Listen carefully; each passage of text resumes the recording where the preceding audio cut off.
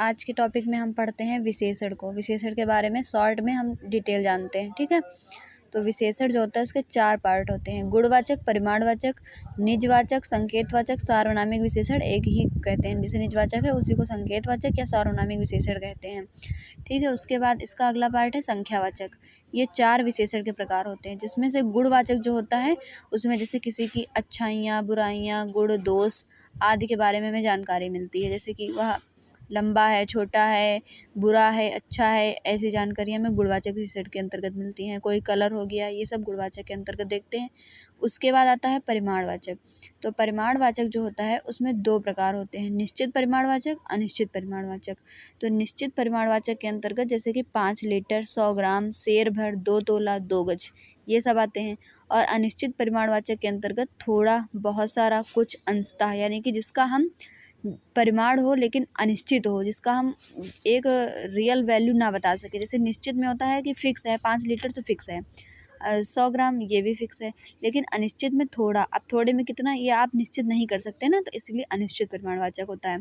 उसके बाद निजवाचक, संकेतवाचक या सार्वनामिक विशेषण जो होते हैं 2 प्रकार के होते हैं, ठीक है। मौलिक सार्वनामिक विशेषण और यौगिक सार्वनामिक विशेषण।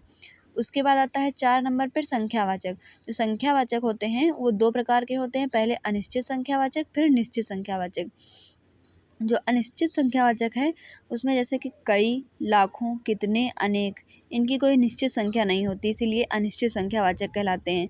और निश्चित संख्यावाचक जो हैं वो उसमें प्रकार होते हैं: गणनावाचक, क्रमवाचक, आवृत्तिवाचक, समुदायवाचक। समुदायवाचक को समूहवाचक भी कहते हैं, और प्रत्येक बोधक। तो गणनावाचक यानी कि जिनकी हम गणना कर सकते हैं 1, 2, 3। क्रमवाचक में जैसे दूसरा, तीसरा। आवृत्तिवाचक 2 गुना, तिगुना। समुदायवाचक दोनों, तीनों, चारों, यानी कि जो जिनकी बात समुदाय में की जाए वो दोनों लोग, तीनों लोग, ठीक है, ऐसे समुदायवाचक होता है। प्रत्येक बोधक में जैसे प्रत्येक, 2-2, हर एक, सवा-सवा, ये प्रत्येक बोधक। लेकिन जो गणनावाचक है इसमें 2 प्रकार होते हैं: पूर्णांक बोधक, अपूर्णांक बोधक।